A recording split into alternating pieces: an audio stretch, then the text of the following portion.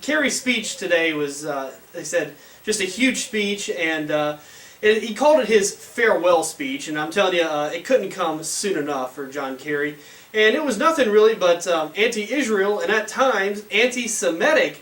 But, this is just right in line with the Democratic Party and where they're heading. We talked about Keith Ellison and how he's maybe the next DNC chair, another big anti-Semite. So they're really just going more and more with this anti-Semitic message. So a very arrogant Kerry, he defended the U.S.'s decision allowing the United Nations to condemn Israeli settlements. That was, of course, a resolution made last Friday, while lashing out at the so-called settler agenda, which he claimed is hurting prospects for peace, in a wide-ranging speech that inflamed tensions with Israel and drew a swift rebuke from the Prime Minister Benjamin Netanyahu. So I have some highlights of the speech. Really, they're not really highlights, they're more like lowlights, if that's a word, because there's nothing good about this speech. So I first want to play this first part here, and I'll pause it a little bit for us so we can discuss it. Friends need to tell each other the hard truths, and friendships require mutual respect.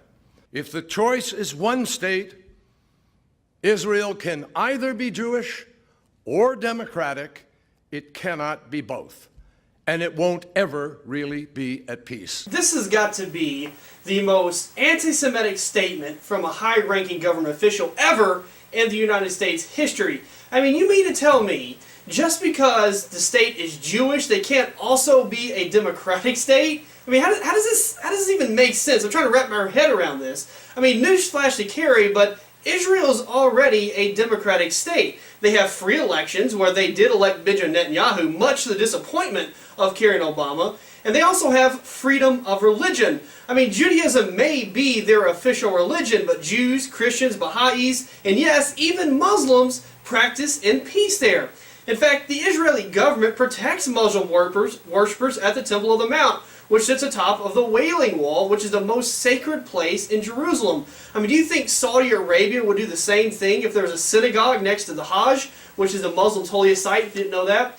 No, that wouldn't happen. There's no way that would happen. In fact, non-Muslims aren't even allowed in the city of Mecca, the whole city. If you're not a Muslim, you can't even go in there.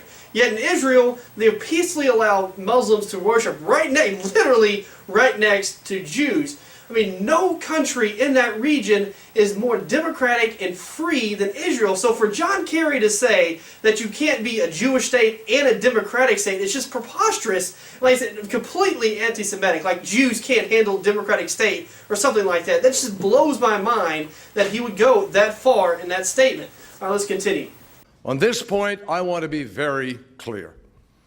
No American administration has done more for Israel's security than Barack Obama's. So it's true that the United States did sign a multi-billion-dollar deal with Israel to provide them weapons under the Obama administration, but by opposing Israel now, they're giving fuel to their enemies, many of whom use terrorist tactics. And this cannot or does not help their security one bit. In fact, it is the most detrimental move ever by an American administration to Israel in its almost 70-year existence. So this is just a flat-out lie that Obama is the best thing for Israeli security. That's, once again, just trying to make themselves feel better, I guess. I guess it's the only way he can sleep at night if he keeps telling himself, oh, we were the best thing ever to Israel. Well, that's completely opposite from the truth. Just because you say it, John Kerry, doesn't make it true. I know you've been with Obama for a long time now, and y'all always seem to, just because y'all say it, y'all seem to think, well, it must be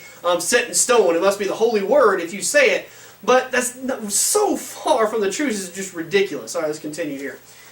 We made clear to others, including those on the Security Council, that it was possible that if the resolution were to be balanced and it were to include references to incitement and to terrorism, that it was possible the United States would then not block it. So, yeah, that sounds good, and that we made sure the resolution talked about terrorist activities. Well, the only problem with this is, and I've read the whole resolution, you can read it too, just search it. The problem with this is that the resolution does not say anything about Palestinian terrorist activities. It just mentions terrorist activities in broad general and doesn't specify which parties. Now, and being that the relation here, the whole resolution was completely anti-Israel, it would beg to reason that the Security Council was saying Israel is doing the terrorist activities. And I have a video on there, some audio to prove my point. And this is the next lowlight from his speech. The two-state solution is now in serious jeopardy. The truth is that trends on the ground, violence, terrorism, incitement, settlement expansion, and the seemingly endless occupation, they are combining to destroy hopes for peace on both sides and increasingly cementing an irreversible one-state reality that most people do not actually want. All right, so you see right there, Kerry actually accused Israel of terrorism, not the pseudo-state of Palestine, which of course uses children as human shields, bombs civilian targets, and then uses hospitals and schools to hide their artillery. But no, they are not the terrorists, Israel is.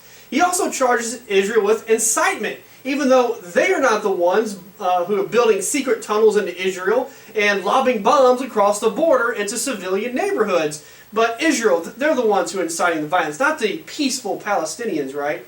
And before you argue that he was talking about both sides there, you can clearly see that that is not the case, as he grouped the terrorist comment and the incitement comment with settlement expansion and occupation, which is clearly in reference to Israel. So he was completely talking about Israel there. And talking about that, that brings us to our next and final lowlight. Like previous U.S. administrations, we have committed our influence and our resources to trying to resolve the Arab-Israeli conflict because, yes, it would serve American interests to stabilize a volatile region and fulfill America's commitment to the survival, security, and well-being of an Israel at peace with its Arab neighbors. Now, one thing we do know, if Israel goes down the one-state path, it will never have true peace with the rest of the Arab world. And I can say that with certainty. The Arab countries have made clear that they will not make peace with Israel without resolving the Israeli-Palestinian conflict. That's not where their loyalties lie. That's not where their politics are.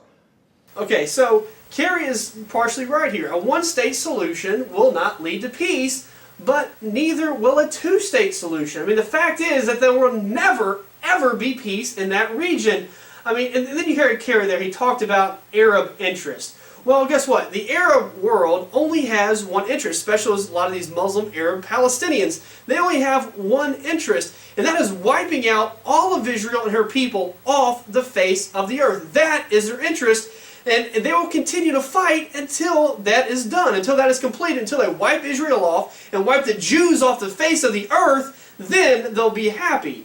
But until that happens, there will never be peace. And of course, that's not going to happen. I mean, they've been working on this two-state solution thing ever since British Palestine was broken up to begin with. I mean, they've held talks and peace accords. We all remember the whole Jimmy Carter Arafat thing.